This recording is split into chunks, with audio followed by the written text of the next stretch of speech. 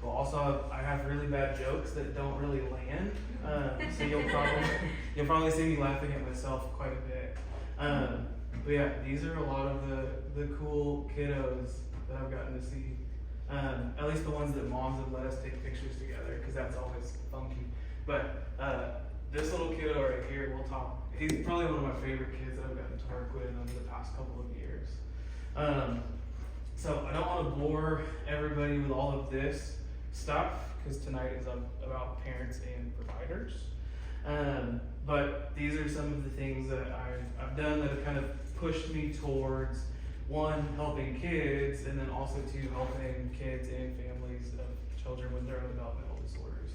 And then Susie knows me because of all of the cranial stuff that my wife and I do. So we see lots of babies and kids with tongue ties, airway issues, palate stuff. It's a whole lot of fun.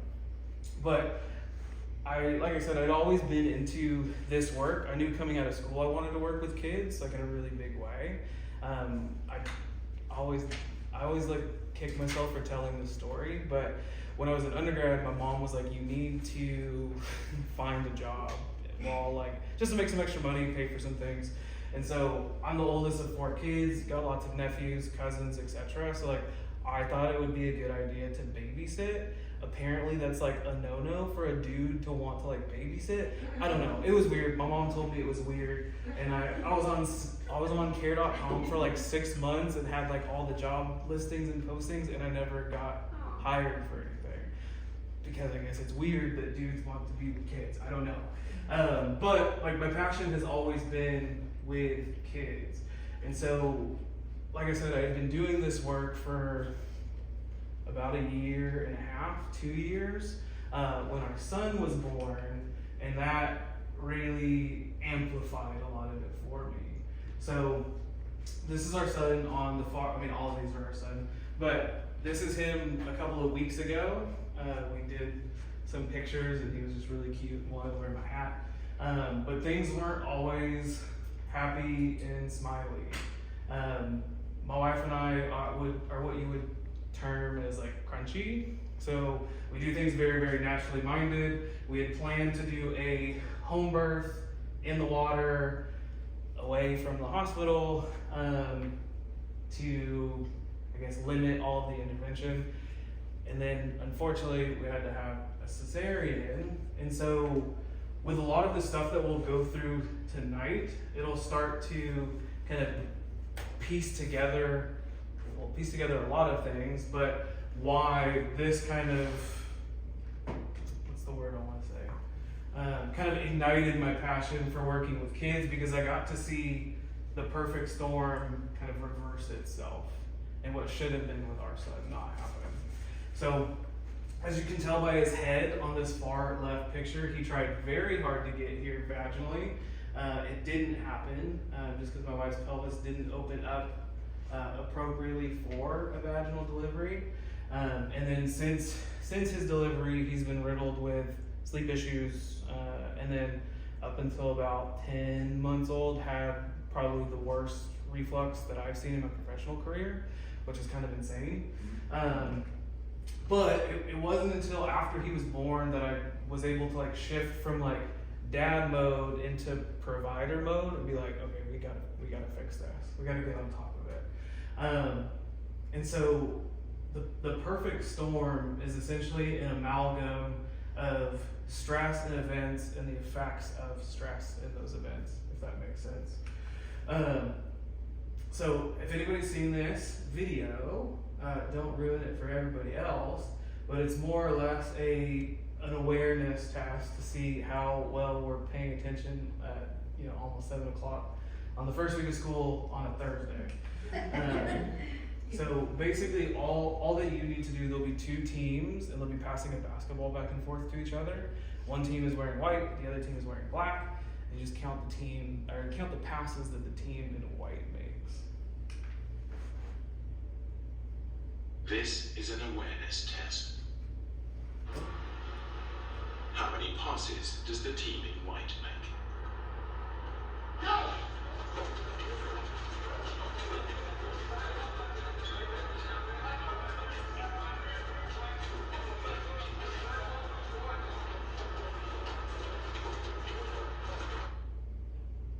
answer is 13. But did you see the moonwalking bear?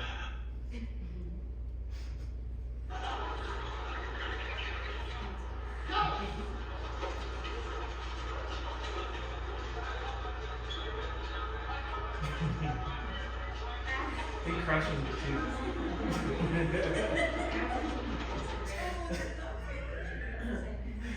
So the video has a really big purpose. And so this is the line that probably means the most of this video, is that it's easy to miss something that you're not looking for.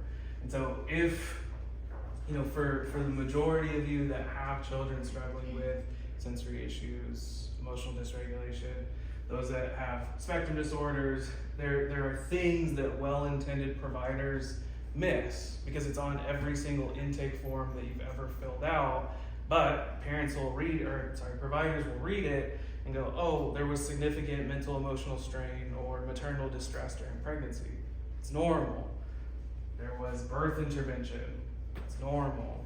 Your kid had colic, reflux, constipation, ear infections, tubes, adenoid removal, tonsils, but it's normal. However, there's one common thread through all of this that gets missed, whether we're talking about colic, whether we're talking about sensory processing disorder, whether we're talking about spectrum disorders. And that's what we're going to get into with the perfect storm. So, like I said a second ago, the perfect storm is essentially an amalgam of stressors and events that ultimately lead to a lot of the challenges that a lot of our kiddos face today. So, one thing that sometimes I throw it in, sometimes I don't. I think it's a hard topic for people to wrap their heads around, is the idea of what's called transgenerational stress, which is essentially the stress that's passed down from previous generations to us. The way that I like to make sense of that is the eggs that essentially our parent or our mom carried developed when they were in our grandmother's womb. So ultimately the health of our grandmother determined the eggs that our mom carried to then make us. And so we can go as far back as we want to, and it gets really, really scary when we start thinking about that. But essentially, our health is determined on the generations before us. And so that's where genes and epigenetics can kind of come into play, and we'll talk a little bit about that today. But this is the first moonwalking bear. So this is the one thing, or one of two things that gets missed, unfortunately. And so in my office, whenever I do intake forms with parents, like this is what's been documented about 60 to 70% of the cases, is that there's some significant mental and emotional strain or maternal distress during pregnancy, whether it's a loss, job, school, lifestyle, spouses, the terrible call after a 20-week ultrasound, all of the things create significant stress. But the worst part about it is we've normalized it. So the joke that I like to give with this is what is like the one gift or the one thing that's like given at like a baby shower? It's typically a book, like when a woman's pregnant. The book that's typically given is What to Expect When You're Expecting. Has anybody actually read that book? It's terrible, don't read it. It's basically, it should have been written by Stephen King. It's terrible, but essentially it's a lot of doom and gloom that ultimately tells parents that like, hey, you're pregnant and the world's about to end, essentially. Anything that can go wrong will go wrong. It's terrible. And we start moving into this idea of fear-based obstetrics. There's a whole rant and things that I can go into with all of that. One, as a provider in the birth or in the prenatal space, I don't deal with birth specifically, but as a provider in the prenatal space, I think that we do birth terribly in this country. And as I think that men have ruined the way that we do birth in this country, unfortunately. But one of the most common things that I hear from a lot of moms these days, moving closer into their third trimester or well into the third trimester, is that their baby is too big and then they can't deliver it vaginally. Mm-hmm. There's an obstetrician out of France by the name of Michelle Odant that has postulated that we have genetically selected ourselves away from vaginal delivery because of the, I guess, increased incidence of scheduled C-sections or scheduled inductions, because one intervention begets another intervention. And then the other thing that really plays a role with some of this significant mental emotional strain is fertility struggles. I'd say on average in my office, usually I'd say probably somewhere around 30 to 40% of some of these perfect storm type cases, whether it's ADD, ADHD, anxiety, big time gut, immune system issues, autoimmune disorders, etc. Usually there's significant mental emotional strain, and a lot of it can stem from fertility struggles. One of the most interesting things over the past couple of years that I've realized, just being in Houston, the top 3 big stressors is Hurricane Harvey, depending on the kiddo, or depending on the age of the kiddo. Hurricane Harvey, COVID, which was a really big stress, and then the freeze in 2021. That's been a really big stress that's showed up on my paperwork from a lot of these moms. The bigger moonwalking bear through all of this, and the one thing that gets significantly missed.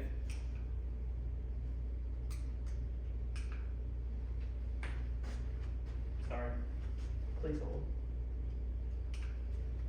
The one thing that gets missed more than anything else is medical intervention at labor and delivery. So this could be an induction, epidural, cesarean, forceps, vacuum, etc.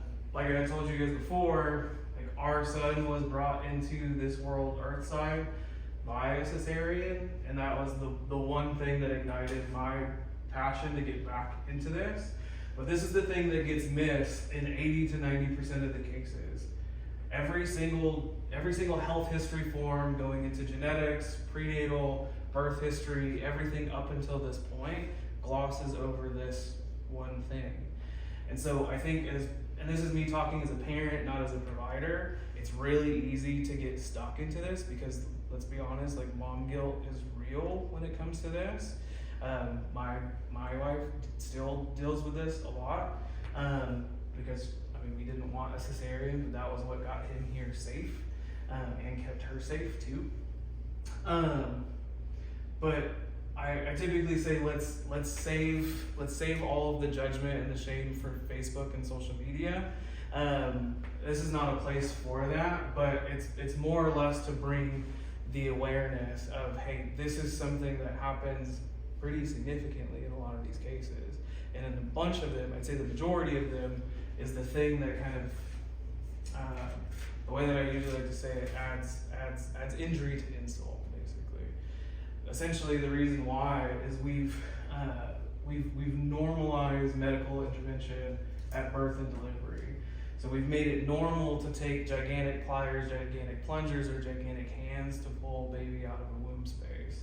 But yet, when we have that little baby here, we pass on to family members. The one thing that we say is to take care of the head and neck. Make sure you support the head and neck.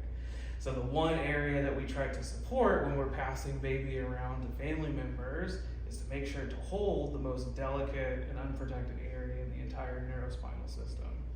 And so in continuing in about 80 to 90% of these cases, the majority of them have some type of colic, some type of constipation, a lot of reflux, and they're usually just incredibly uncomfortable. The reason, and there's a couple of structural as well as neurological things behind this. One, when a baby is pulled out of the womb space, whether it is by the hands, whether it is a forceps, or whether it is a vacuum, that puts significant stress and strain physically to the upper cervical spine, or the top 2 bones in the neck specifically. And so when that happens, that can actually create significant hypertonicity, or too much tone within the musculature of the head and neck. So a lot of times these babies, at least in my clinical experience, have issues turning the head from side to side, and they have issues with latch and feeding. And then a lot of times these are the babies that end up getting diagnosed with torticollis, plagiocephaly, or flathead syndrome, as well as a lot of them will, at least these days, get diagnosed with tongue ties. That's something that gets diagnosed a lot. And in my office, that's something that I try to be as conservative about, because if we can get rid of some of the body tension that may be contributing to the tension here, there's a lot of cases where the procedure doesn't need to There's some research that suggests that only I've heard as low as 20 and high as 40% of tongue-tied cases actually need to be revised. But I think that just depends on who you're reading from, to be honest, at this point. The other interesting thing is we call a super stressed, non-sleeping, non-calming, non-soothing baby colic, but when they become a toddler or school age, we call it sensory processing disorder. We call it anxiety. We call it, in some cases, we can call it a spectrum disorder. But there's issues here. The only thing that's changed is what we describe it as. The neurophysiology is the exact same. We've just called it something different, and in a lot of cases, depending on how you feel about like milestones getting changed or certain diagnoses or issues that parents will bring up to their providers, a lot of times that's just to get things swept under the rug because there's really nothing that can be done about it at that point. And so these stressed out, colicky, constipated babies become these sensory processing, constantly sick, challenging toddlers. So this is usually where there's lots of emotional dysregulation. Usually the difficulty with transitions is one of the larger pieces with this. But these are the kiddos that get stuck with what I like to call the daycare cold, where essentially it's that every other week chest cold, nasal congestion that just doesn't seem to kick, no matter how much you do to it. You could drink gallons of elderberry or do all the medications and it's just gonna keep coming back. And then what happens a lot too, if we think about going through this trend or going through this sequence, that same upper cervical spine that's related to the movement of the head and neck is also very, very intimately related to the jaw. And so usually at this time, especially if kids are teething, there's lots of fluid that can get built up. And then that fluid causes things not to drain very well, especially with the ears.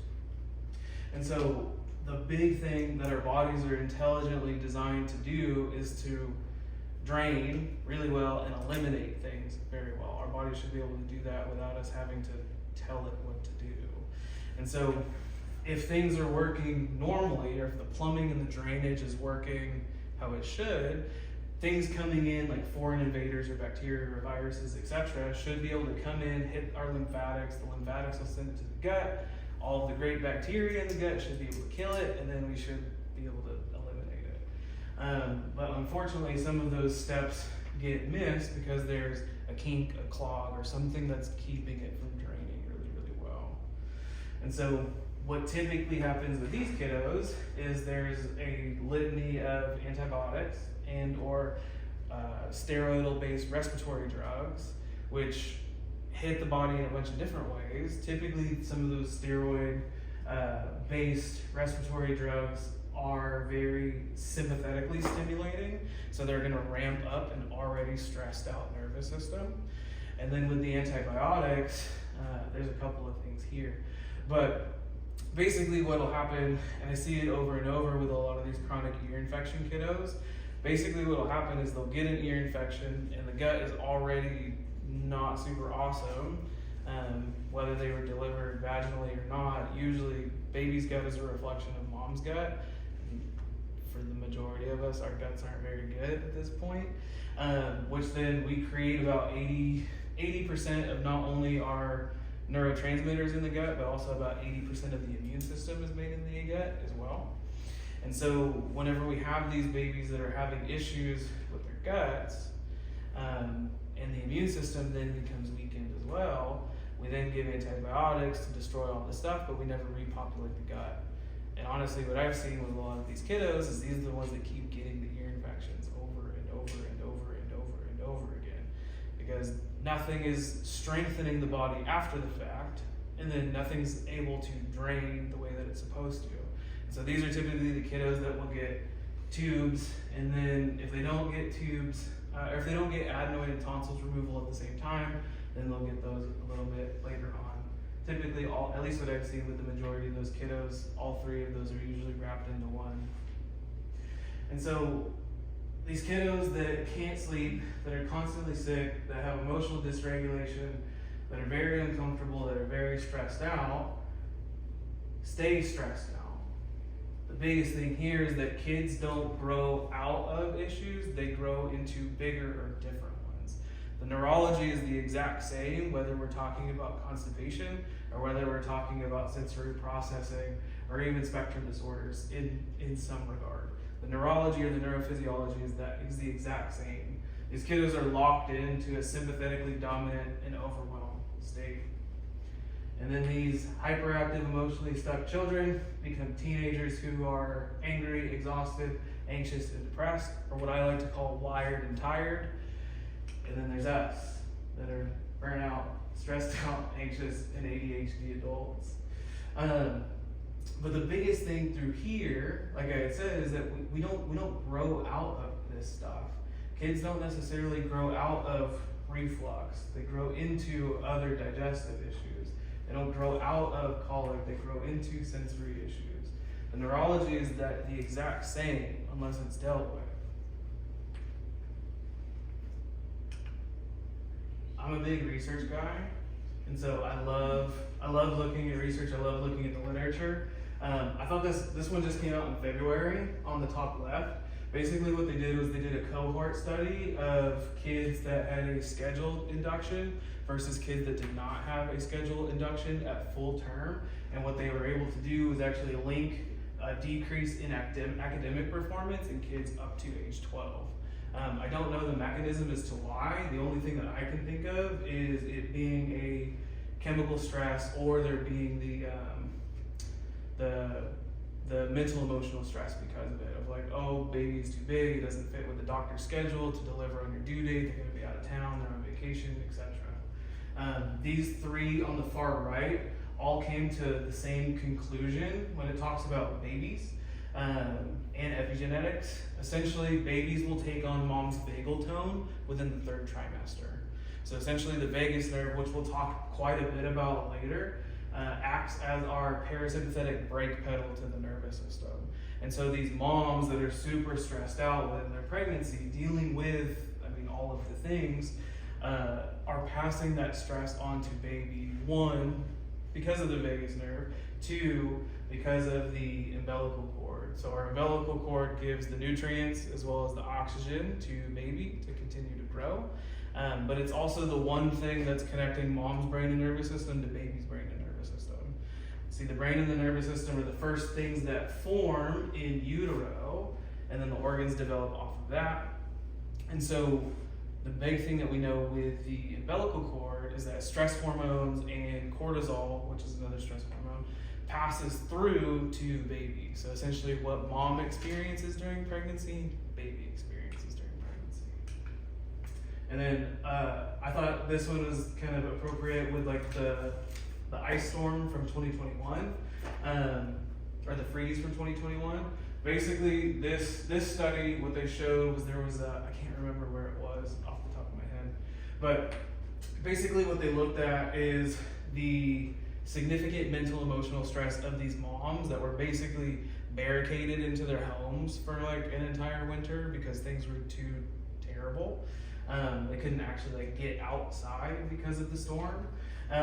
But essentially what they saw was that these kiddos of these moms that experienced that had significant cognitive decline as well as auditory or verbalization issues as well. This is a really fascinating one that I think ties in. This is the only study I've been able to find that actually ties in the generational trauma or intergenerational trauma as well as adverse childhood experiences, which brings into birth trauma or any of the physical, chemical, emotional stress that kids will experience as a child. It talks about early death, but essentially they're talking about it from a whole body health standpoint and not specifically focusing in on like a neurodevelopmental disorder. Oh no, my computer died. Oh no, please hold. That sucks.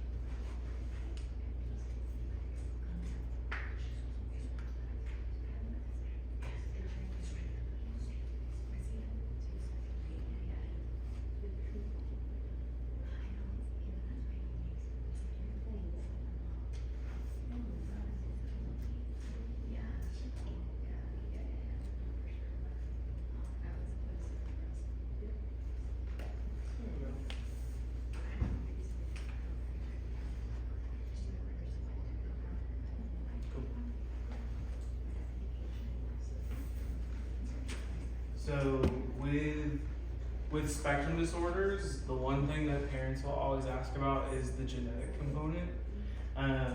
There's been some significant research that talks about specifically measuring or trying to observe why there is this, I think depending on where you read it from, like an 800% increase in spectrum disorder diagnoses.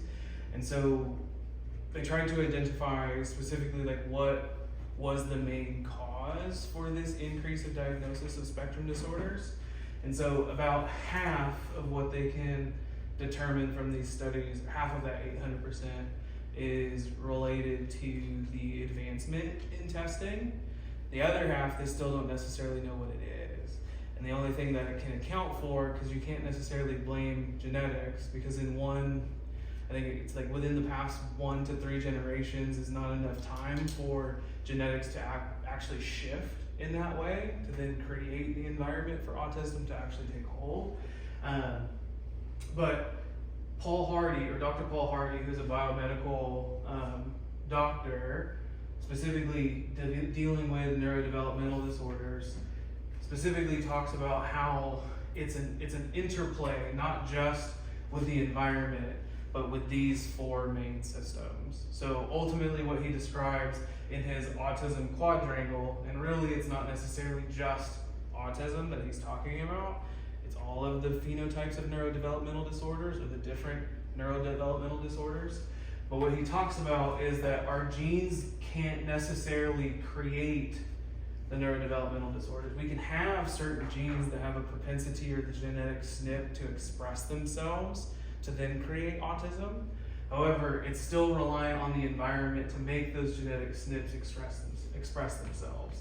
And ultimately, there can be 2 kiddos living in the same house, eating the same food with the same parents, and have 2 completely different diagnoses. Or one can have a spectrum disorder and one can't. But the reason as to why is he talks very specifically about it's the health of these 4 systems within the body. The GI system, the nervous system, our detoxification system, and the immune system, that if the health of these 4 systems are not where they should be, then when environmental factors like birth trauma, like chemical and toxic stress, like malnutrition, when all of those things hit, it then allows for that epigenetic expression to take place, which then creates the environment for a lot of these neurodevelopmental disorders to take place. I like to go a little bit deeper in this too, because this kind of gets into the weeds, especially for like those families of those kiddos who maybe did not have medical intervention at delivery. We have the genetic propensity for it, or we have this environmentally induced injury. And this environmentally induced injury impacts the microbiome specifically. There's a lot of different things that impact the microbiome. Like I said, our baby's microbiome or their guts are reflective of mom's gut.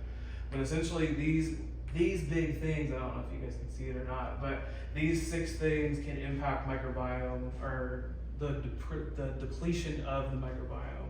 Cesarean deliveries are a big one because babies are not exiting from the vaginal canal and they're not being exposed to the rectal flora from mom either. There's what's called seeding, where basically they'll swab mom's vaginal canal as well as the rectum to get the bacteria and then swab it in baby's lip or in the cheek to be able to get that same flora that they would otherwise if they were delivered vaginally. It's not a common practice in Houston, unfortunately. Antibiotics, like we had talked about, and the repetitive use of antibiotics can destroy the microbiome. Tylenol or acetaminophen is a big, or Tylenol and acetaminophen are a really big one in a couple of different ways. One, it can really impact the way that our epithelial cells will create what's called glutathione, which is a natural antioxidant within the body that then destroys all the nasty stuff that's coming into it. And then breastfeeding is a really big one. Like I said, I'm a big cranial guy, so I see a lot of kids with latch and feeding issues. And so the inability for babies to breastfeed or moms to breastfeed can actually contribute to some of this. Just because they're not being exposed to, one, mom's bacteria or biome on the skin, and 2, there's a lot of great immune factors as well as bacteria coming from mom's milk. And then this hypersympathetic response. So the theme for tonight is going to be very, very, very heavy into the autonomic and the central nervous system. So essentially when our brain and nervous system is in fight or flight, our gut's not going to work nearly as well, our immune system's not going to work nearly as well.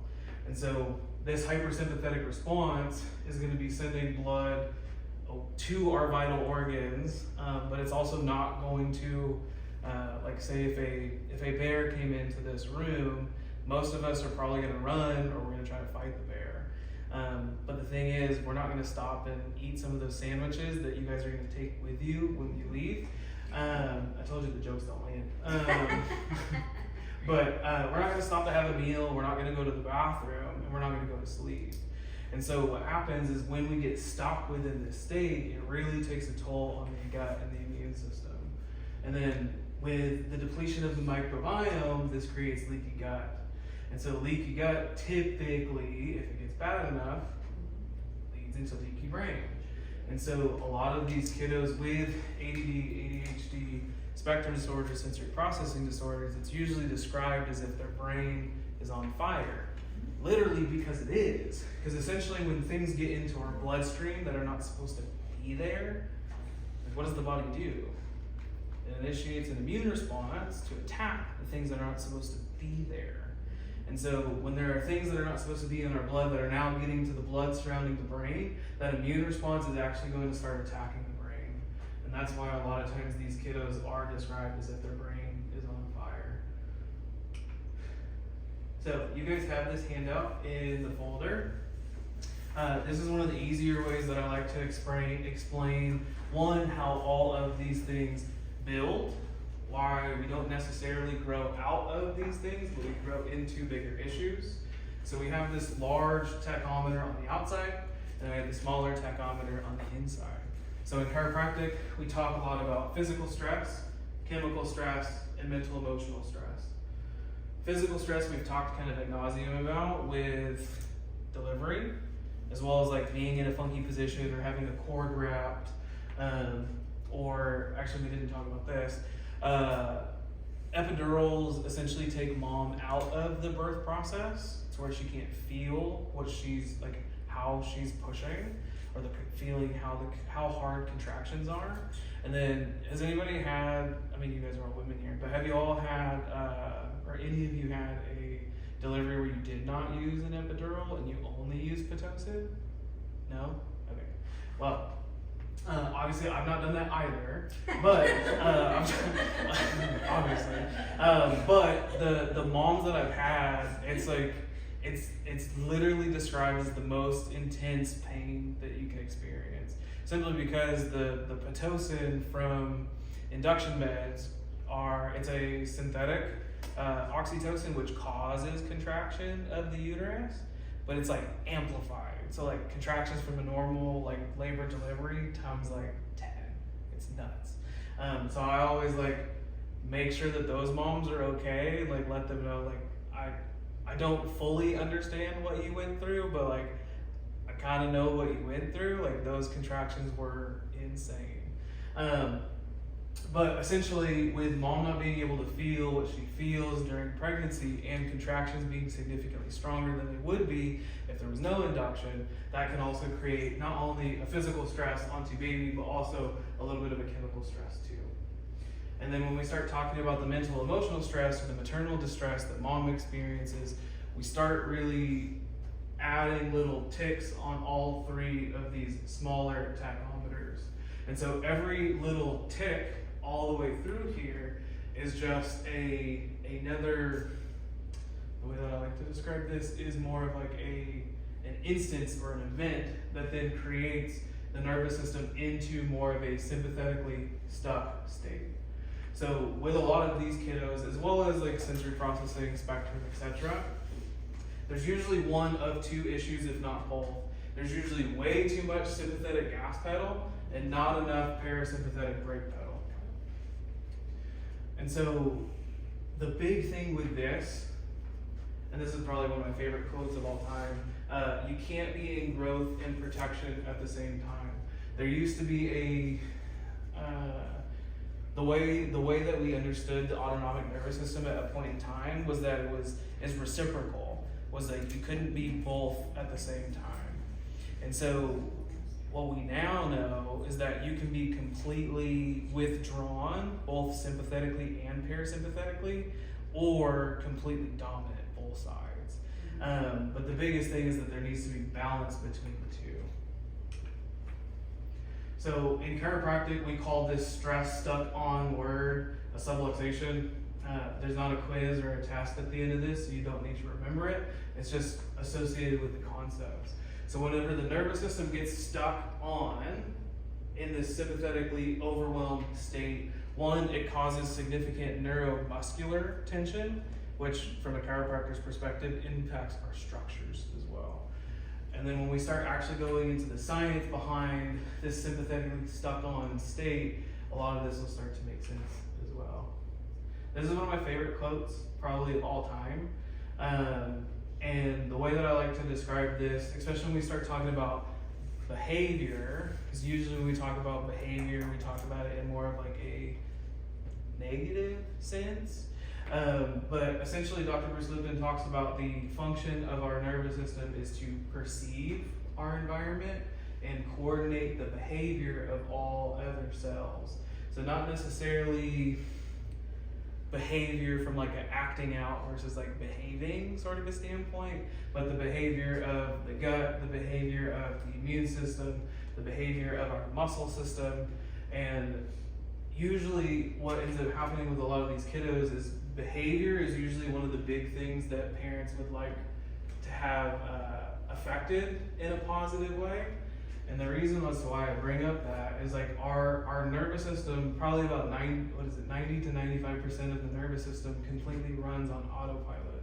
So when kiddos have some of these behavioral issues, there's no conscious effort that's going into it. Now I will say there are some kiddos that consciously do things that they're not supposed to, but especially for a lot of our little ones or those that don't have the executive function component of it, and we'll talk a lot about the different parts of the brain in a couple of different slides, but if they don't have this running the show, everything is in the lizard brain or our survival brain, meaning that everything's running on autopilot and they're sympathetically dominant. So essentially they're just gonna act out of a reaction or response rather than a conscious action. So there's that fancy word again, subluxation. Essentially what happens when a bone moves out of place, it alters the signals from our muscles being sent up into the cerebellum as well as the prefrontal cortex. And so when we have this altered perception within the body, it then alters function. So what we know is that our brains are built from bottom up, back forward, left to right, and inside out. Our brains essentially blossom like a flower, which is really cool when you think about it. But what happens is if there are things that impact the way that a brain moves along this trajectory of development, it can impact the tools or the skills that we have moving forward, or essentially the tools or the skills that we have to process our world. And so that's where a lot of my Focus Academy certification comes through, is really trying to identify what tools or skills that a child or an adult is using to process their world and what things have impacted this trajectory of development. So this is the fun part. Sometimes I throw this in, sometimes I don't. Hopefully it doesn't go over everybody's head. But so this is all of the Focus Academy stuff. I usually don't go into it in some of these larger settings. I usually do it on more of like a one-on-one sort of into a child's story and the things that they're dealing with to make sense of this. So these are the four main pegs or the primary tools that we use to process our world. So infantile movement reflexes, movement and touch, so like gross motor skills, fine motor skills, balance, coordination, vestibular action, which kind of goes through several of these, auditory and verbalization skills, and then visualization and cognition. Jennifer, you and I talked a little bit about not only the echolalia, but some of the other like verbalization stuff. And so the way that this works is we all move through this spectrum like at all times. So there are times where we may be more dominant with our movement and touch, we may be more dominant with visualization and cognitive. But ultimately, how the brain moves through development, or the trajectory I should say, impacts how these skills are actually sophisticated is the word that I like to use. And so if these tools or these skills are not developed in the appropriate way, that can create what's called a deflection. So the big thing within the Focus Academy world is talking about things as a neurodeflective disorder instead of a neurodevelopmental disorder, because then now we're moving away from a diagnosis and into actually why is the brain doing what it's doing at that moment in time. So specifically for the echolalia, or any of like the verbal and or motor tics for that matter, basically what's happening is we're trying to reduce the complexity of the demand onto the brain and nervous system by using a skill that we have sophisticated really well. So essentially, to make sense of it, a lot of the repeated words, the repeated actions, the songs, the shows, etc., or the phrases that we've heard, the repetitive action of that is a way, or a behavior, if you want to call it a behavior, to then calm down the central and autonomic nervous system. That makes sense because he's in past week, isn't it? Yeah. This is actually a really kind of sad but really interesting moment in my office. There was a kiddo he was 12, or is 12, was 12, he is 12, on the spectrum, just got diagnosed with a seizure disorder, and mom came into the office and was asking questions, and they had the ABA therapist that was with them. And so he was watching this video, but he would only watch like the first 7 seconds of this video, and then he would restart it. Yep, over and over and over and over and over. Over and over and over again. And the ABA therapist was like, stop. Like, I was like, no. He's trying to like actually control his environment as much as he has with the tools and skills that he has. It's like, yes, no, it's crazy, but it's like, yes, but it's like, it's a piece of that.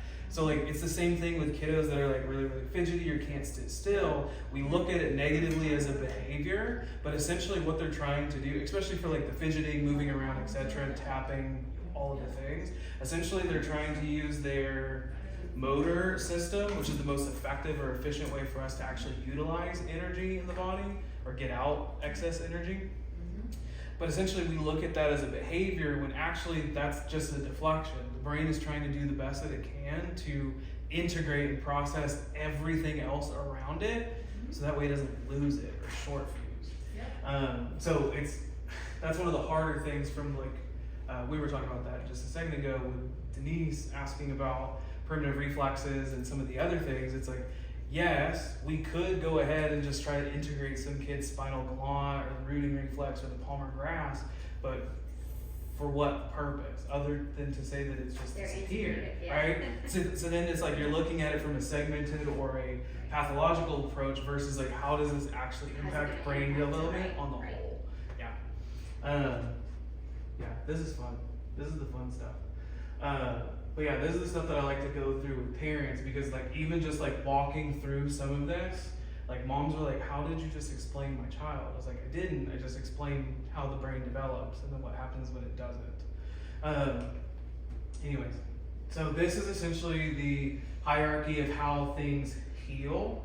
So we don't have a hypertonic or hypotonic, low tone body without having a hypertonic autonomic nervous system. We don't have a trashed gut without a nervous system that's impacted first. We don't have a weakened immune system without a weakened nervous system first. We can't have these things happen on their own. They're not just independent of each other. There has to be a cause and effect. So this is one of my favorite things to talk about. One, because I'm super nerdy, but the Harvard Developing Child discussion, they went super deep into brain development and essentially talked about all the things that I just did, but they talk about genes and our experiences shape how the brain develops architecturally as well as functionally. And so genes are the blueprint, but essentially the circuits or the synaptogenesis that forms in the brain so like nerves that fire together, wire together, happen by repetitive usage. The one thing that I love to talk about in the office is neuroplasticity, which is really just a concept of hope that the brain can actually change. So essentially, in order for neuroplasticity to take hold, we need new and novel stimulus on a repetitive basis over time for these things to happen. I'll show you some cool research in a second about that too. This is probably my favorite quote on the whole thing, but essentially it talks about how the toxic stress onto the brain weakens the architecture of the developing brain, which then creates issues with learning, behavior, physical, and then mental health. And this is actually what it looks like. So on that right picture right there, you have I don't know what kind of imaging it is, to be quite honest with you, but essentially what it is there's a normal image of neurons specifically within the prefrontal cortex, which is the part that makes us human, and then a second one of how all of these neuronal projections actually look if it's been damaged by toxic stress. So essentially there's the ability or the propensity to make a ton of neuronal connections with a healthy or a normal nerve cell. And then when looked at the damage, there's less connections that are able to be made. So essentially, like we said, this toxic stress is impacting the architecture of the brain, which then alters the functionality of it. Harvard Brain Discussion also talked about essentially how things develop sequentially. I talk a lot about mini milestones within the office. Eating, sleeping, and pooping are probably the best mini milestones. If a kid does not eat, sleep, and poop well naturally when they're a child, it then creates a harder time for some of the bigger motor milestones to happen as they continue to grow. But essentially, looking at this, the first year is very important, but I also like to look at the first 1,000 days probably being the most crucial, simply because in the first year of life, our brain will actually grow the most in size that it'll ever grow again. Within the first 3 years, there will be more neuronal connections that will happen in the first 3 years, there are more neuronal connections that happen in a day than happen in an entire year for us as adults. So essentially the first 1,000 days, when we start talking about neuronal development, is absolutely crucial for these children. So this is the perfect storm algorithm. So I add technology as a fourth T, usually, or when we talk about toxins, thoughts, and traumas, or traumas, toxins, thoughts, I add a fourth T is technology, simply because, does anybody follow Jack Cruz or listen to any of his stuff? No? Okay. Anyways, so what he talks about is how absolutely destructive blue light is to our central retina, and absolutely destroying is not the right word, but absolutely playing a massive role in altering circadian rhythms in our brain stems. So essentially, which also goes into a lot of the Focus Academy stuff, why some of these kiddos are absolutely so obsessed with screens and shows. One, they're able to shut off, and this is a deflection in brain development, they're actually able to shut off their cognitive processes because something else is creating a reality for them, and they don't have to cognitively actually create a reality in their own brain. So they have to use less processing power to watch a show than actually interact in real life, which is why they get so obsessed with it. Plus the dopamine hits are a plus. Anyways, side note, I get distracted a lot. So how much stress, and then when did the stress occur? So the earlier and often that a child endures some of these big stresses that come through, gives me a pretty crystal clear idea as to what we need to do moving forward to restore balance. You guys also have this sheet, I think it's on the back side of the thing. I don't really care too much about the quote, but the reason as to why I love using this when I'm explaining stuff to parents is most of us are very, very focused on this right side, which is the symptoms, the problems, the challenges, the struggles. And so when we start diving into essentially how things work within the body, we have to take a deeper understanding of it's not just that our child has a symptom or a thing, It's that we have an area or a system or a function within the body that is not working appropriately. And all of that ties back to what is the balance from a neurological standpoint? What is altering not only the perception, but also the function of all of these systems within the body? So there's that funny word again. Subluxation is essentially stress stuck on. This is where things get really sciencey and really nerdy for me, so bear with me.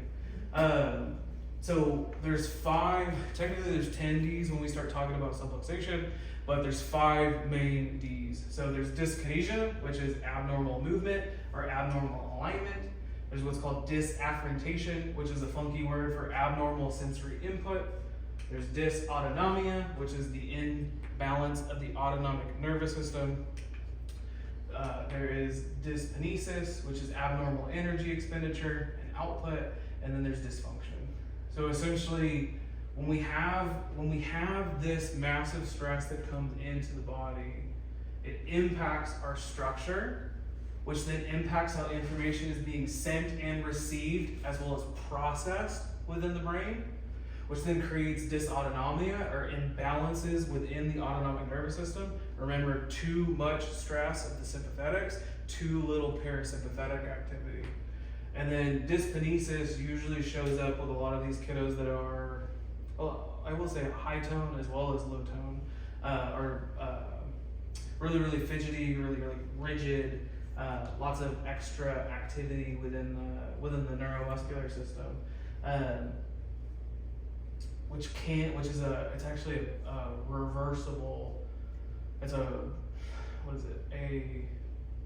reversible pathophysiological process that happens within the body. And then there's dysfunction. So this stuff sucks. It's probably the least favorite part of my job, because with a lot of these cases, I have to go backwards to give parents and providers answers and awareness to things that get dismissed otherwise. So this is a cesarean video. It is of a vacuum as well as a cesarean, and then we'll talk about it after. Irritated.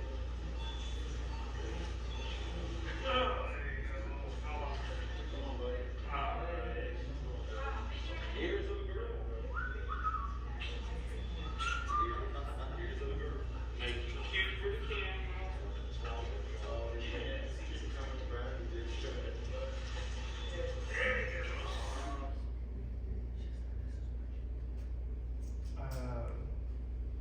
So I try not. So since having our son, I try not to get emotional with stuff like this. But this is how our son came into the world, and then part of me gets kind of tickled because parents are worried about me adjusting their children when a lot of times this is how they came into the world. Which, like, I mean, sure, I'm a big dude, but like I don't do that. But anyways, like, I mean, you guys saw what I saw. You guys heard what I heard. That's the moonwalking bear. That's the thing that gets missed in 80 to 90% of the cases that have come to my office. It's the big physical stress. And like the video in the very beginning said, it's easy to miss something that you're not looking for. Because essentially this big physical stress that impacts the head and neck not only just alters the motor tone and then alters the rest of motor milestone development after that, but it also creates that first big physical stress that impacts not only the vagus nerve, but the entire autonomic balance as well. I wish this was more up to date. I think this is actually on par with Houston right now. Depending on where you read or what hospital, I think we range between 32 and 36% cesarean rates in Houston. I still think that it's way too high, but like I had told you guys before, I think that men have ruined the way that we do birth in this country, and we also just do birth very terribly in this country. So more research, because like I said, I'm a big nerd guy. So there's a couple of studies that we'll go through that essentially looked at the incidence of what's referred to in the literature as somatic dysfunction, but what chiropractors talk as a subluxation, or these alterations in the way that things are positioned or aligned or are moving correctly. So in 100 infants, 99% or 99 of these 100 infants had issues or segmental dysfunction within the cranium. I only put that because I'm a big cranial guy, so I work a lot on skulls. The occiput is a part of the cranium, so 95% of these 100 babies had issues or segmental dysfunction or what's referred to as subluxation. 91% or 91 of these 100 had upper cervical spine subluxations, 94 lumbar, and then 80% of the sacrum.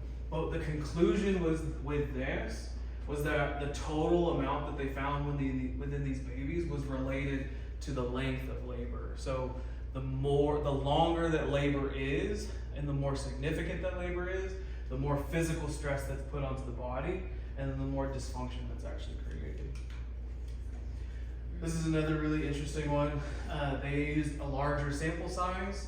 1,000 infants were looked at, and 80% of them had misalignment within the neck, which is what's called a subluxation. This one's another slightly bigger. They looked at 1,250 kids within the first 5 days of life. 90% had strain within the neck of the cranium. 10% had severe trauma. The severe trauma, if I remember the study correctly, they were looking more towards more like traumatic brain injury that was usually, at least what I've seen in the office, more associated with like a forceps delivery and not necessarily just the actual act of birth itself. It was usually some bigger intervention that was being done. Has anybody read the story from Atlanta over the past like 2 weeks? Yeah. What a channel. Yeah, that's nuts. For those of you who don't know, there's a mom that was giving birth, and there's a whole lot of speculation about a whole lot of things, but essentially what had happened is during the delivery, the mom had asked for a C-section. The OB denied the C-section, and then continued. The baby was in a position to create a shoulder dystocia, or essentially the shoulder was in a position that couldn't be delivered vaginally, but for some reason the OB continued to press on, and then the baby was pulled out of the womb space, and the baby was actually like fully decapitated. So like when the baby came out, like the baby's head was not connected at all to the body. My wife's a chiropractor as well, and we've talked about it because it's like it still does not like register, compute in my head of like how that can actually happen, or how or why it would happen, right? Anyways, there's a lot of things that go on with that, but typically in this severe trauma, it's more or less like because I've seen this with a couple of forceps deliveries where it's actually either severed part of the brainstem, or it's created such focal damage at the cerebellum or at the brainstem that they're almost non-functioning, and it's really sad. But these are all the fun references if you guys are research people like me. But this is all of the cesarean delivery, all of the big perinatal, prenatal stuff as it relates to spectrum disorders, the brain, and a lot of neurodevelopmental disorders as well. I'm sorry. Okay. Again, I like a lot of research. That funny D word that we saw a second ago, disafferentation, or altered sensory input coming into the brain, or being processed by the brain. So Heidi Havoc and Bernadette Murphy out of where are they at? New Zealand.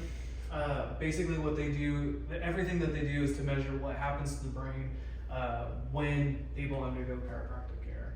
So essentially what they have done is they looked at how dysfunction within the neurospinal system alters the way that information is now being said or sent up into the brain. This altered input into the brain leads to plastic changes, both positive and negative, which is why it says functional pathological process, meaning that it has the ability to change. We had talked about that as far as neuroplasticity goes.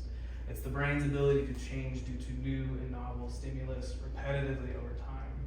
And that neuroplastic change happened both with increase and decreased afferent input. So what we do and how the brain is stimulated by sensory input matters. So these are all the fun parts of the brain that when we talk about behavior a second ago, these are really the big ones at play.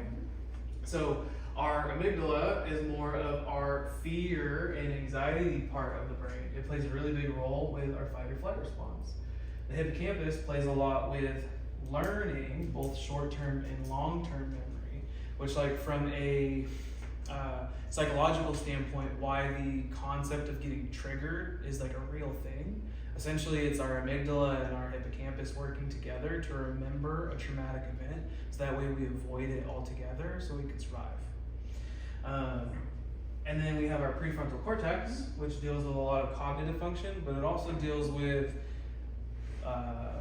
being able to differentiate between past, present, future, executive functioning, empathy, love, situational awareness, being able to relate self to others, and a lot of other really, really cool things. But the biggest thing with this is when our amygdala and the hippocampus run the show, it's called, what happens is what's called a frontal lobe flip.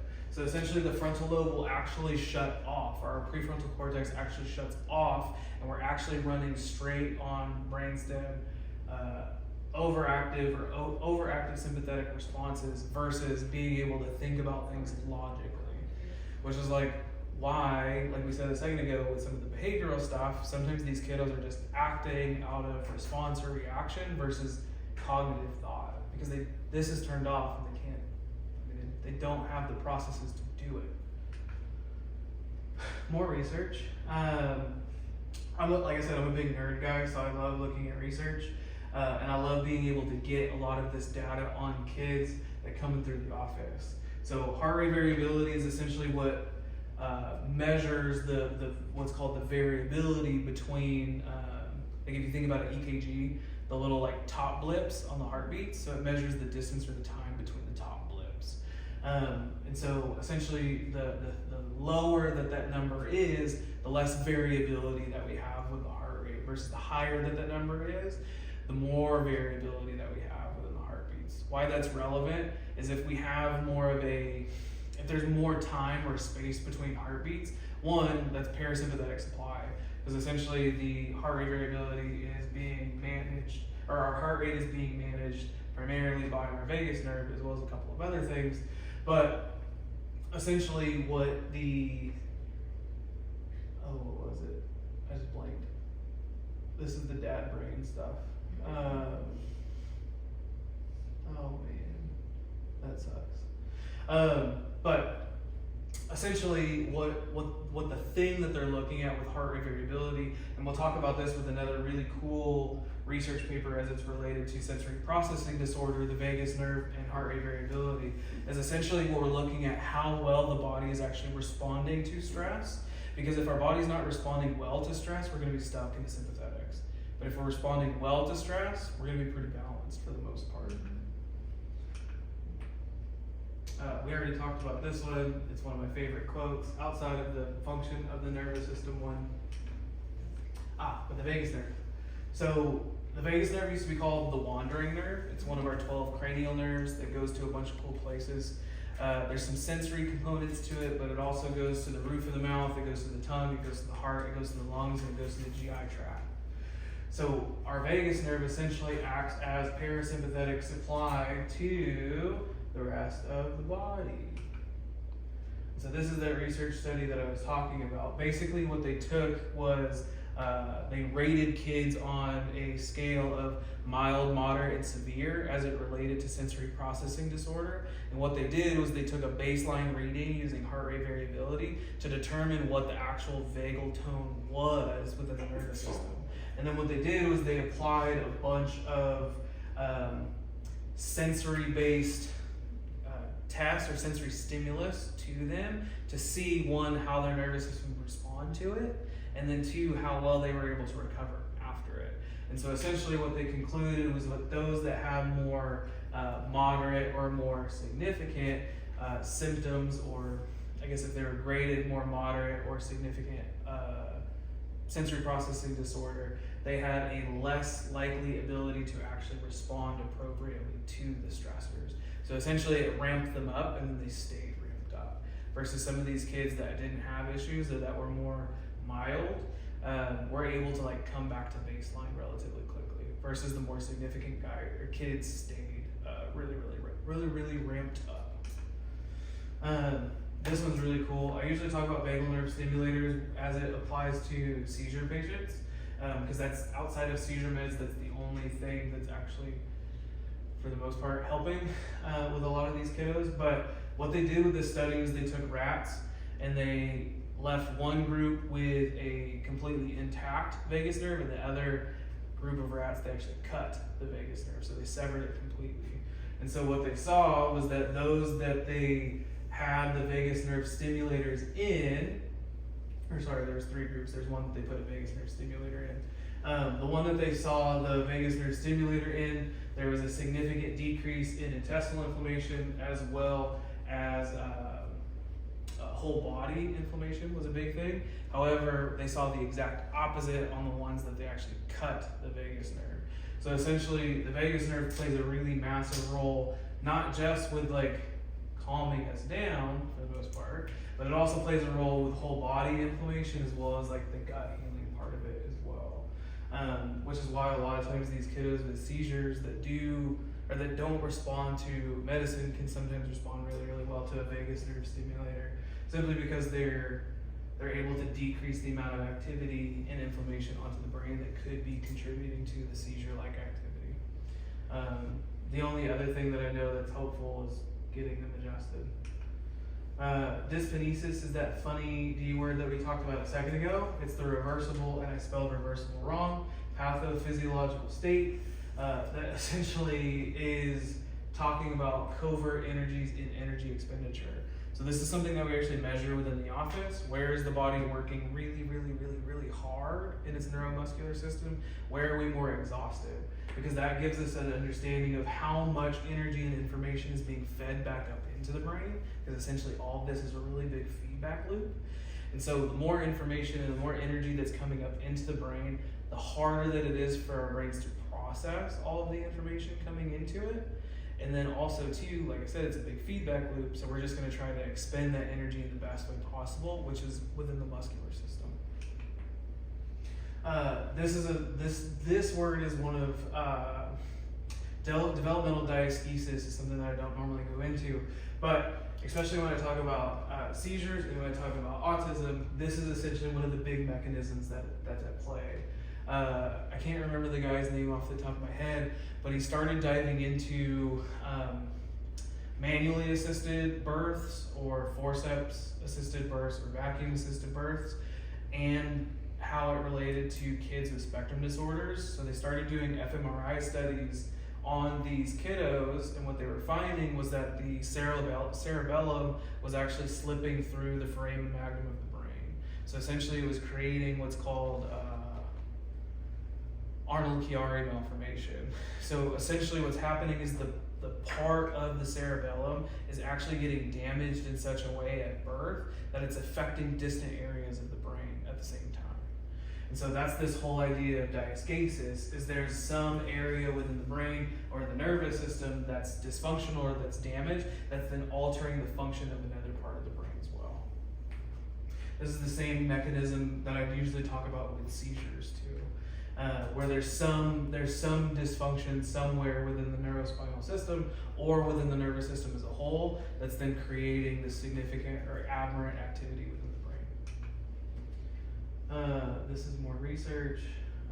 It specifically kind of talks about the same things that we had talked about just a second ago, but it's more pointed towards autism or spectrum disorders, where the effect specifically at the cerebellum is primarily impacting one, the prefrontal cortex, but also two, especially for kids that are nonverbal, it's affecting the right temporal lobe, because for some reason kids with spectrum disorders attend to speech in the right temporal lobe, and usually, does anybody follow Melillo method, like with Robert Melillo? Okay. So his big thing is the hemisphericity model of the brain. So we can either be a left brain dominant or a right brain dominant, or we can be left brain deficient, right brain deficient. So the majority of these kiddos that have spectrum disorders, there's usually what's called a right hemisphericity. So essentially the right cortex of the brain is more inactive or shut down, and the left brain is significantly overactive. And so the big thing with that is our left brain is more of like can be related to more of the sympathetic gas pedal, where the right brain is more of the parasympathetic brake pedal. So essentially with an area that's supposed to be able to calm things down is I was going to say defective, that's not the right word, but is not as active in the left brain, which is more of our sympathetic response, is super, super active. It's essentially continuing to push this through.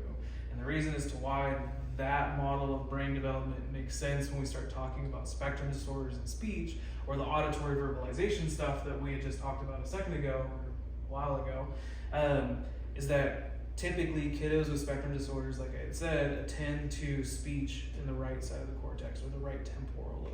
And that's usually the area of the brain that's not, in some of these cases, is not necessarily working as well or is not as active. And so that's why a lot of times these kiddos can have really big issues with speech. This is more of the developmental diaskesis part of it. The big thing is the disconnection and the damage part. So essentially the actual physical damage may be at the cerebellum or at the brainstem, where all of this sensory information is coming in. And so then what happens is the effect is at a distant part. So typically in these kids, it's the temporal lobe or it's the prefrontal cortex. This is a really cool kid that the disconnection piece and the diaskesis piece really starts to make sense. So this is a kiddo that if we were to follow the Melillo part of it, that would be very right brain dominant, left brain deficient, which these are typically the kiddos that are significantly emotionally dysregulated. These are the kiddos that are almost, you'll see it when we watch the video, almost as if their like eyes are glazed over. They're not physically present with you, but when they turn back on, everything is just significantly emotional. And so the biggest thing that makes sense with this kiddo is the disconnection piece. Bye, Aunt Kristen. See you later. Oh. No? Did you have fun? Did you have fun? Yes? Yes? Do you love Aunt Kristen? Say yes. Yeah. What? Bye, Aunt Kristen. We'll see you later. So with this kiddo, so I'll give him some credit too. His vestibular system is being taxed pretty hard because they're in a car. So that in some cases that can significantly impact a lot of these kiddos because it's extra demand and extra information that the brain and body is having to sift through. But when we start talking about the association cortex, or essentially how we're receiving information, processing the information, and responding to it, this kiddo is completely disconnected. And so whenever we actually start looking at the neurometrics behind it too, one of the bigger things that we're looking at with him is there's significant amounts of this subluxation or this disconnection, or what's referred to as the dysautonomia part within the entirety of the nervous system. Primarily in the upper cervical spine, where his sympathetic chain runs through the T-spine or the upper back, and then down low by the sacrum, which is all parasympathetically dominant. And so this video was I think it was in May of 2011. Bye. This one is in September of 2011, and just like this is nuts. It's almost as if somebody took a dimmer switch and just kicked it all the way on for this kiddo.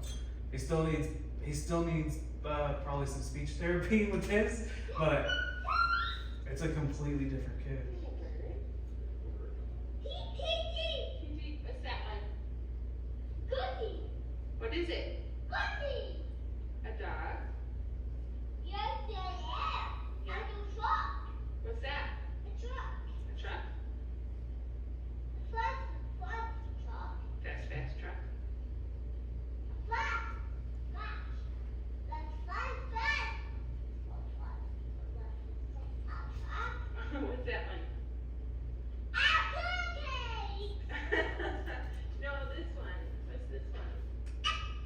definitely need some speech therapy, but like just the mood change or the attentiveness behind all of that is absolutely insane. So on that or 2 slides ago, we talked about like the neurometrics and the neurodiagnostics. This is a lot of the research. So heart rate variability will look at the imbalance or the dysautonomia globally. Paraspinal infrared thermography looks at dysautonomia locally. So specifically looking at the spinal or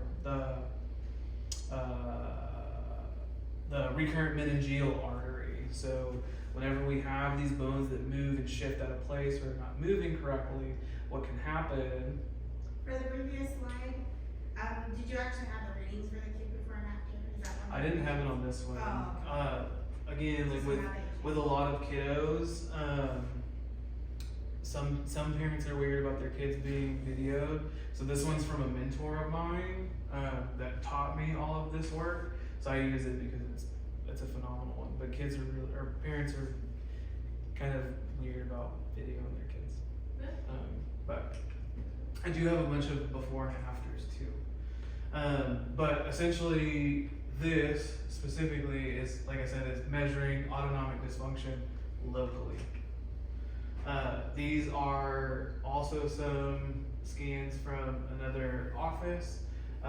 When we start watching the video, a lot of this will start to make sense to you. So whenever I look at the testing, it really paints a picture as to what's going on the inside and how we can make some sense of what we're seeing on the outside.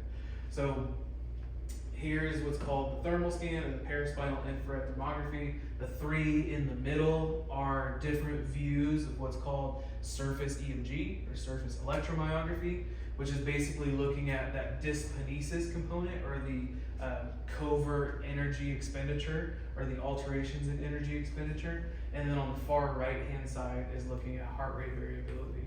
So there's a couple of things with this. This kiddo has a very distinct pattern when we start looking at the muscle tone, or that one very specifically right in the middle. This is what I would call a hemispheric pattern. So essentially the right cortex is overactive, left cortex is underactive. This is what's called a left hemisphericity. So this left brain is not nearly as active. Left side of the brain controls right side of the body, right side of the brain controls left side of the body. So essentially this left brain is significantly shut down, which is altering motor tone on this right side of the body. Both as you're looking at it from the asymmetry view as well as the actual like amplitude view from side to side. The other thing that you'll notice too is there is significant motor tone. Some of the other values that I like to look at with this is what's called an energy index. Typically for the majority of kids, around 100 to 150 is normal. This kiddo is right at about a 413.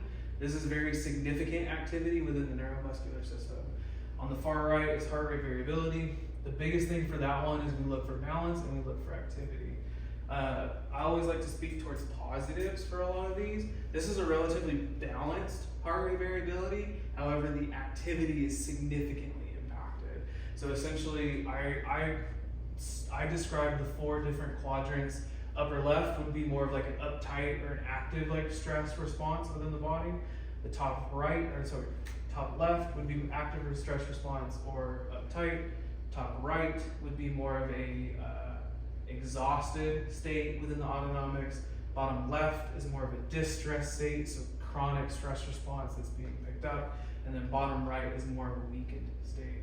Typically those that are in a weakened state usually don't walk into a chiropractor's office, or they're on so much medication that they're able to function optimally. But these are scans of a kiddo or tests of a kiddo that had very, very significant motor milestone issues. So with this video, this little girl is standing up next to a board. One, because she's so low tone within the core that she has such a hard time walking. So even just withstanding gravity, she's having to lean up against this board. Are those shoes all better?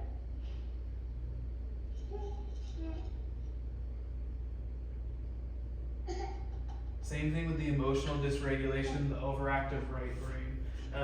Those two go hand in hand. So they eat very, very easily frustrated over things that we seemingly wouldn't get frustrated by. but essentially her motor system is taxed in a really, really big way. And that's creating a lot of stress and a lot of distress within the body too.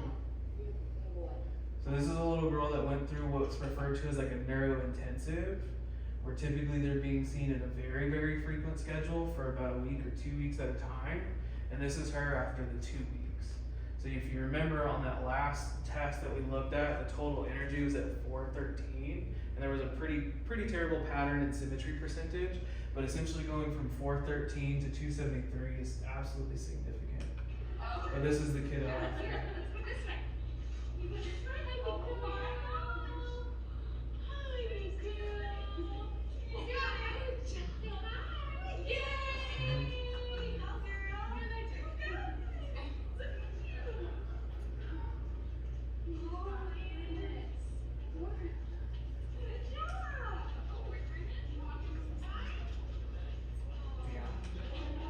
The level of organization within this kiddo's neurospinal system is huge. So the ability to coordinate muscle action just to be able to walk instead of hang up or like lean up against a wall is pretty significant. I don't know. I have a bunch of kiddos with cerebral palsy that will do intensives with like PT, OT, etc. And I mean, I don't know. The results aren't this dramatic, which is crazy. So these are pre and post scans of a kiddo with autism as well. Actually, no, these are two different scans. I'm sorry. The one on the right is a moderately clear test outside of the major impact to the upper cervical spine, as well as the parasympathetic plexus down at the sacrum. What you're seeing on the left, this is probably the most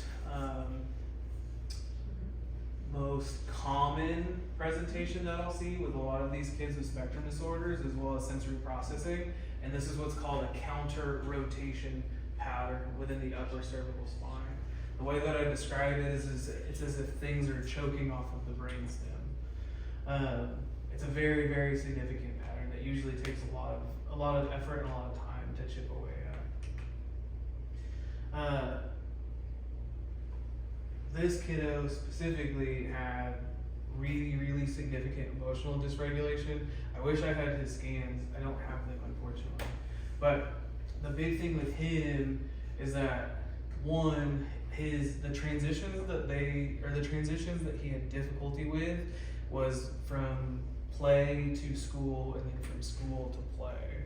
So when parents would go to drop him off, it was a hassle trying to even get him out of the car. And then whenever it was time for him to go home, he didn't want to leave school because that's where his friends are. But essentially, like, this was the kiddo that the parents couldn't take them to Target, they couldn't go to church, they didn't have a normal social life. The amount of emotional dysregulation with this kiddo was pretty significant. And so this kiddo was under care for a couple months, and some of the biggest things that happened was like the meltdowns weren't nearly as bad, they didn't last nearly as long, and they weren't nearly as often. Which when I talk with parents, those are the three kind of like soft signs of progress that I look for. Is there any change in duration, intensity, or frequency of what it is that we're dealing with? Whether it's constipation, or whether it's seizures, or whether it's some of the behavior stuff as well. With ADD and ADHD, whenever we look at the surface EMG or the surface electromyography, there's three different types that I like to look at. There's what's called a drunken bull, which typically this is going to be more of your right brain deficient. So there's going to be alterations in motor tone, balance and coordination is going to be off, lots of emotional distress. These are the ones that can't necessarily focus or concentrate very, very well. From a cognitive standpoint, they're there, but they're not there. And then you have what's called your raging bull, which these are the very hyperactive, impulsive, like energy is just on 100 basically with these kiddos. There's so much energy and activity coursing through their bodies. And so essentially when these types of patterns stay or get stuck within the body and kids get older, there's a mix of both, where there's significant hyperactivity and hypoactivity within the body. Here's some before and afters. this is a kiddo that had significant neuromotor tone, especially within the mid T-spine and the lower back. The more significant ones, especially I think this one was a kid athlete, so it's kind of hard to really measure some of the progress within motor tone for some of these athletes.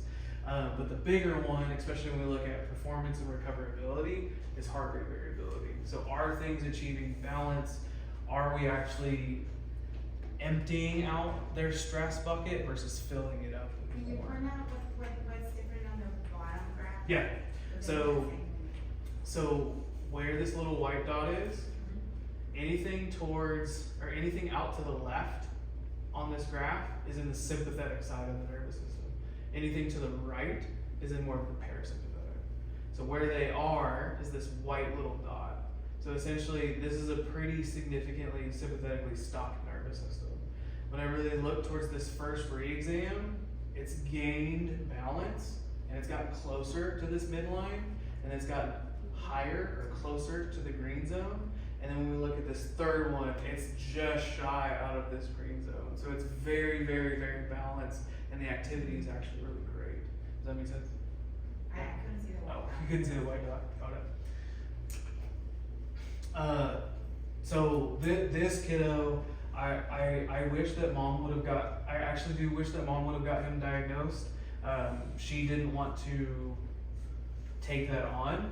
Unfortunately, the dad had a lot of issues because he blamed himself as to why Thomas was having such big issues.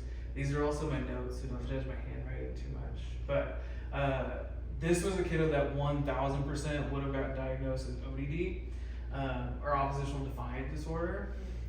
So he absolutely was explosive. The issues with transitions were pretty significant. The biggest thing that mom wanted to achieve by getting under care was they wanted to go to church, they wanted to be able to go to Target without having a meltdown, and they just wanted them to be able to play and have fun. She also wanted him to be able to poop better. He basically wasn't pooping better. The other thing with this is his teachers at school were labeling him as a bad kid, which I had some very nice words to say to those teachers. Because there are no bad kids, there are just kids that don't have tools to match the demands of the brain. And so he also had some pretty significant speech issues as well, but mom was too overloaded because they had a newborn and Thomas was a twin, so they couldn't do everything at once. So these are like throughout the course of his entire care. So whenever I look at, so this is the surface EMG, the one that looks at muscle tone. This is the one that looks at nervous system irritation. And then heart rate variability is down here. We could not get heart rate variability on him the first 2 times, just because of how much he didn't want to sit still. But this first one, all of this black coloration that you're seeing is muscle tone that is completely off of the charts. So this kiddo was locked into a stressful fight or flight, anxiety-ridden response. And so when I actually got him into the office for his second re-exam, it was the wildest thing. He actually like grabbed a little rolly chair and like pushed it up towards the desk and then sat on it. And I was like, Okay. what the hell? But this kiddo had, even though he had tubes and both of them had not fallen out by this point, he had several, he had like 2 or 3 recurrent ear infections during care, which can happen. And I usually let parents know that too. Like if your kid has had infections previously, sometimes they can have more. Usually it's only like 1 or 2 when they initially start care. But this kiddo actually had several, but he had very significant gut issues that they were working on from a nutritional standpoint. So what ended up happening is I was really happy the way that things were progressing. And then what happened is they took about 3 weeks off of care. And then what happened is he actually got, he got some stomach bug. And then we kind of reversed back. So what you can see is within the upper cervical spine, this same exact pattern emerges when we go to his 3rd re-exam. And I was so pissed. But he, like, all of the behavior stuff and all the other things were pretty calm by then. It was just some of the gut and immune system stuff that he was after. And then this last one was, I think it was like 2 or so weeks after another stomach bug that ran through the family. And the interesting thing with this, and a lot of times I'll see it with kiddos that they're either going to get sick, they were just sick, or they had gone to a well check at the pediatrician.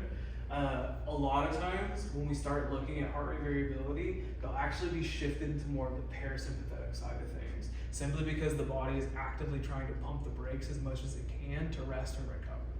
And so with these kiddos getting sick, or with the body trying to detox all the stuff, the body will actually shift towards the parasympathetic, so that way it's able to do that.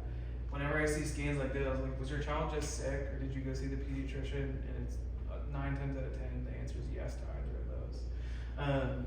But it's funny being able to measure some of this stuff that's happening within the body. And this is Thomas.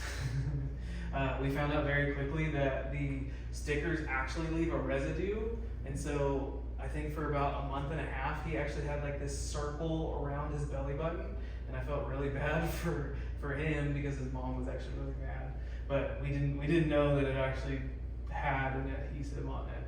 But the most insane thing with Thomas, I just remember sitting there. It was just a random visit one day. There was nothing special about it. It was during the summer, and I asked, the mom's name was Melissa. I asked her what they did over the weekend, and she's like, Thomas and Nancy, which is his twin sister, they went to an Astros game with my parents. And I was adjusting Thomas, and I had to stop and look at her. I was like, what did you just say? What do you mean you went to they went to an Astros game? You guys couldn't go to Target. You couldn't go to the church. You guys couldn't do all of these things. And then you went to this overly sensory sensitive, massive thing, and they did fine. It was the most, but it didn't register to mom that they went to an Astros game. It wasn't an issue. Which I was just I think this is a reason to celebrate. But some of the other things, mom actually never told me that he had bedwetting issues, and that actually improved, which is really interesting. But a lot of the big things were the behavior, improved sleep, and him being more relaxed. He was never kicked out of school / daycare, which was a really big win. And then it was funny, by the time he ended his care, they were going back to church on a regular basis, which was the coolest thing. This was a buddy of mine, or not a buddy of mine, this was a kiddo that I saw for a little while. He had very, very significant ear infections when he was a kid, and he was about 7 when he came to see me. But the bedtime routine for this kiddo was horrendous. Mom was like, if you can do anything to put this kid to sleep, she's like, I will give you everything. And so we got about a month in, and so she comes back and tells me this on the top right. It was they had her and her husband had the first night to themselves in 7 years, because he put himself to bed. There was no issues. He wasn't just this, I forgot what word that she used to describe him, but it was this bull in a china shop sort of a thing, where he was just rampaging through the entire house before trying to go to bed. And so what ended up happening was he started his own bedtime routine and actually put himself to sleep, which was nuts. This is probably one of my, like I said from the very beginning, this is one of my favorite kids. Probably one of the most insane cases I think that I've seen, outside of a couple of other seizure cases. But this is Grant. Grant's mom is a department chair at a big university outside of Houston, and is research lead, specifically surrounding neurodevelopmental disorders. So she kind of knew too much as a parent going into it, and so she was able to get him a lot of help very, very early, because she kind of knew what to look for. Most of these kiddos don't get diagnosed till age 3 or beyond, usually because a lot of it gets dismissed by the providers that they're seeing, but she kind of knew what she was looking for. So Mom had a very stressful pregnancy, had a very significantly stressful delivery, ended up in an emergency C-section.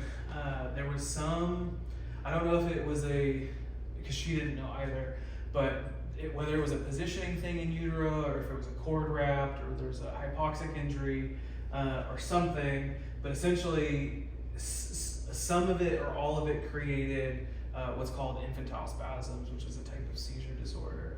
And so he had been on Keppra since birth. Keppra is a type of seizure medication. It's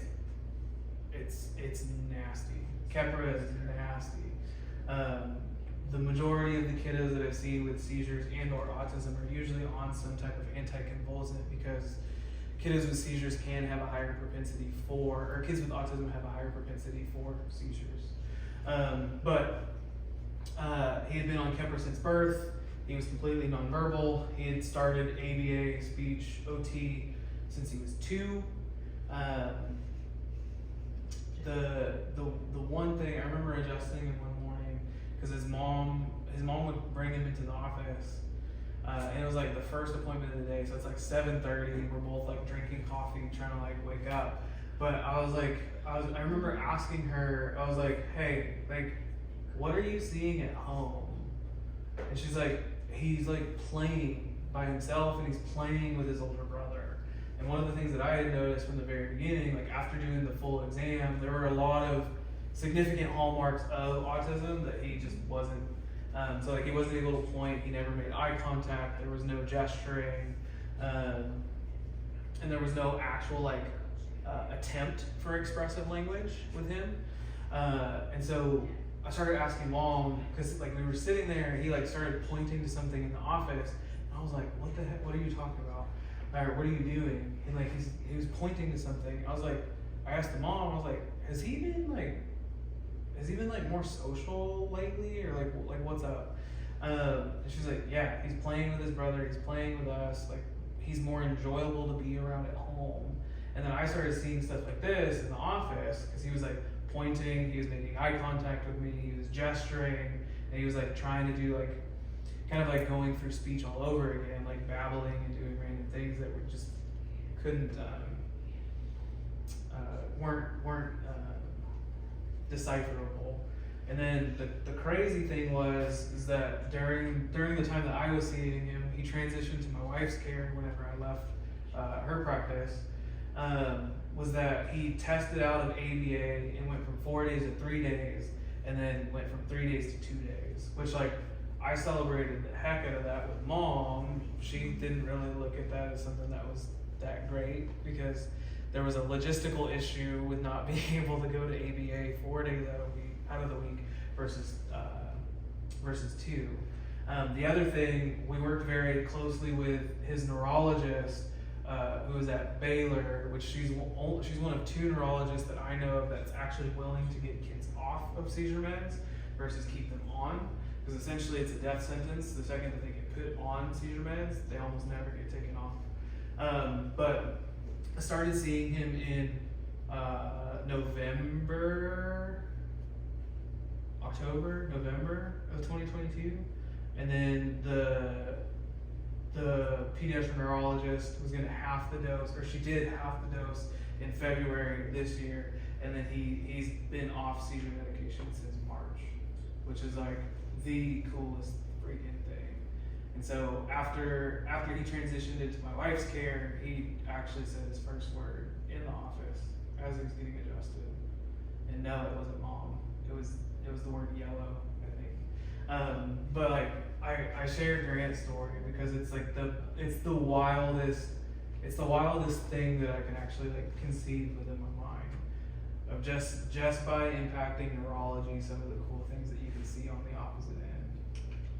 So these are a lot of the resources that I love that are very, very helpful for parents.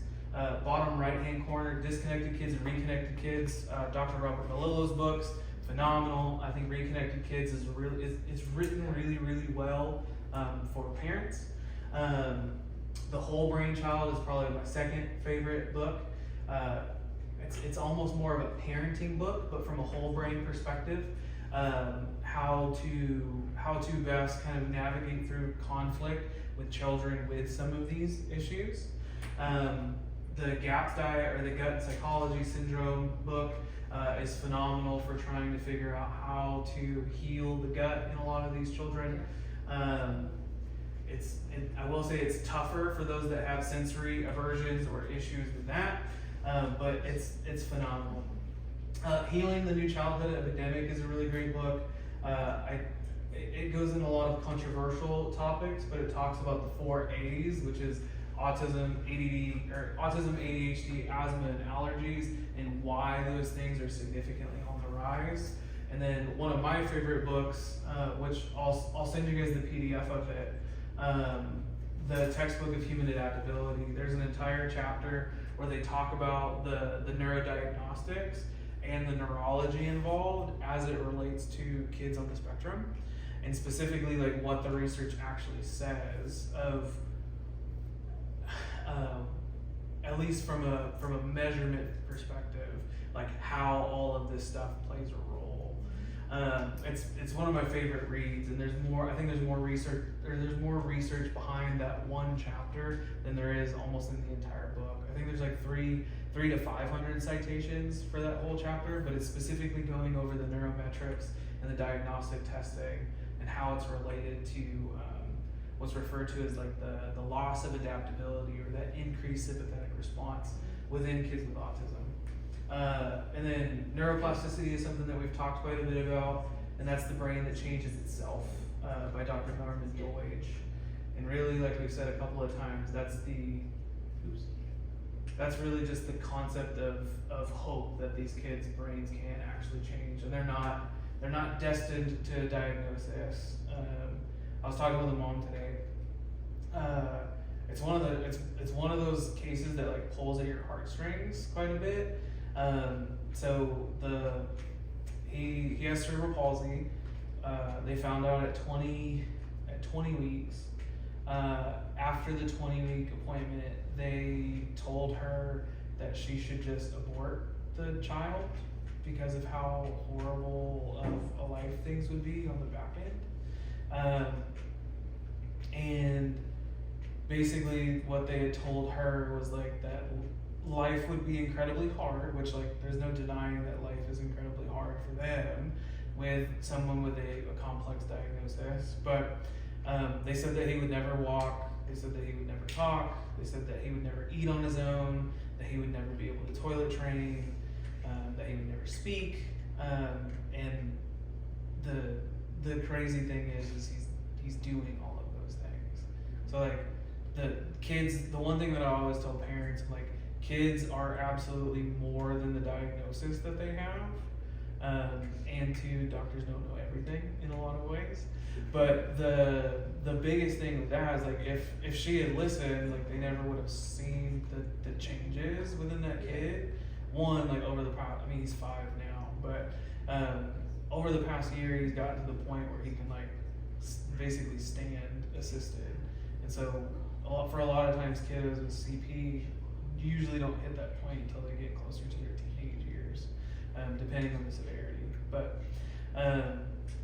the one thing that I always talk to parents is like that's what happens when you focus in on the diagnosis instead of caring for the individual in front of you. It's like there's a lot of things that get missed, and ultimately you're continuing to limit not only them but the care that you're able to provide them just by focusing in on the diagnosis. So the action steps that I love for parents, keep asking questions.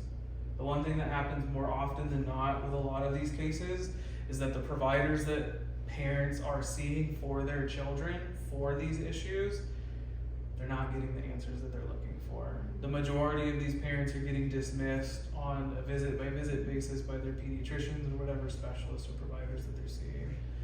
It's happening too often, and I get really pissed off by it, to be quite honest with you.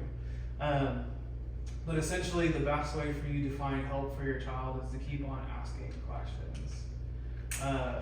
From a nervous system standpoint, the reducing or removing or decreasing the amount of stress, whether that's physical, chemical, emotional, or technological, onto the brain and nervous system is going to be really, really huge. That way we're not contributing to the cascade that's going on within the body, but we can actually help it. Lifestyle factors go a very, very long way. As most of you know, especially those that do have a kiddo that's on the spectrum, there's a whole lot of dietary changes and a whole lot of nutritional intervention and detoxes and camel's milk and all of the things. I actually have no idea why the camel's milk thing works. I just have a bunch of kids that do it. Does anybody know the camel's milk thing? Touch milk. No? No. I don't know what it is. It's something specifically about camel's milk that's supposed to be really helpful for kids on the spectrum. I don't know why. I just have a mom that like imports it from somewhere else. And then for me, like the most important that I can do, or the most important thing that I'm able to do is specifically look at their brain and nervous system. That's the only way that I can figure out how to best help. So what the process essentially looks like within the office, I actually listen to the story. Like that's the question. That's the first question that I ask every single parent is like, what is your kid's story? What is going on? What are the struggles? What are the issues? What are the challenges? What are the diagnoses? What's been missed by every single other provider up until this point? Then I use the neurosensory test that we've talked quite a bit about. Depending on the age, it's a thermal scan, surface EMG, and heart rate variability. 3 different pieces of technology that measure 3 different things that ultimately gives me a better understanding as to what's going on the inside. Can I just Yeah. ask a question? That's something that I have written down for you. Yeah. I love everything that you presented. Yeah. It makes sense from a professional perspective, because I'm thinking both personal and professional Yeah, as yeah. you're speaking. Yeah. From a professional perspective, I find that the population that we see, let me rephrase it. I feel I'm starting to see, like from what you're saying, is to reach optimal outcomes in a more successful approach would be to just addressing the nervous system, because I see that a lot of the friends that we see, that we have in our caseload, from my experience, we're spending a lot of our sessions just trying to regulate them, and it's Oh, yeah. because this is where we are, you Yeah. know? And oftentimes, a lot of the families that we serve, they come with the concerns of like, Yep. you know, my child won't speak, or Yep. can you help them say this and that? Can you say the CH? I'm like, those are not the and from We'll as a get speech there. as a speech Yeah. therapist, obviously those are the plan of care that I need to work on and the areas that we do address. But I'm starting to see now, like, and I've always had it like innately, like Yeah. something else needs to be done beyond. So I'm glad that I guess this is how you would do your service of care. Like this is where you start, because Yep. I refer a lot to like to do body work, and I always refer to Dr. Cornelius because I didn't know about like Yeah. yeah. I mean, I will never talk bad about a chiropractor by any No, means, no, but it's- for this population of kiddos, I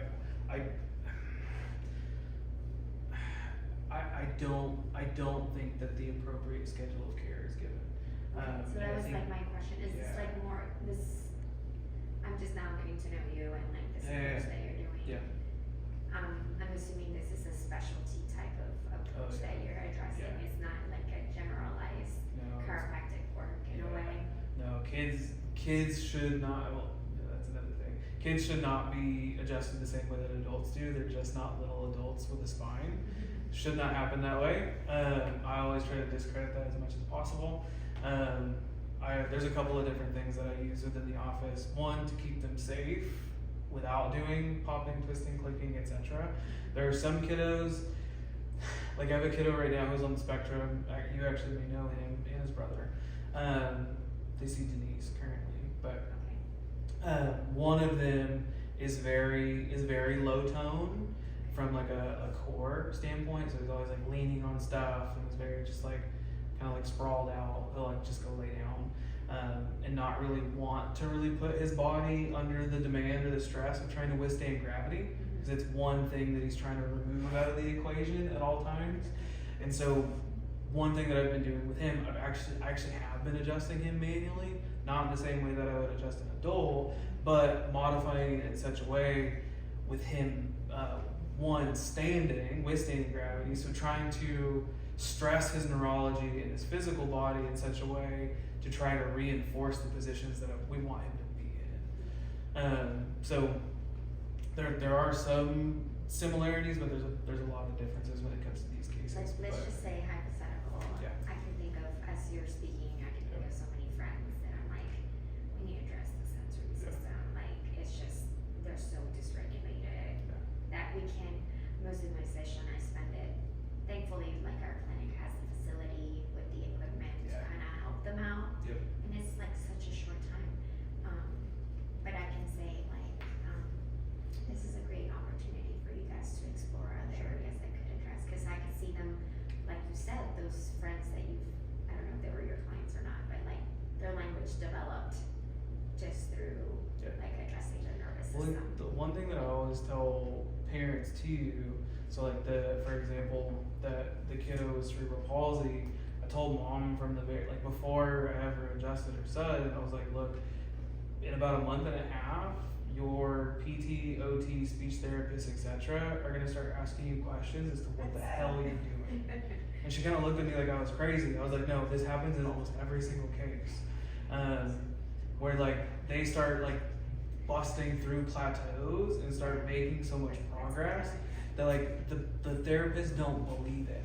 She's like, are you sure you didn't like change his diet or you're not doing extra stuff at home? She's like, no, he's just been getting adjusted.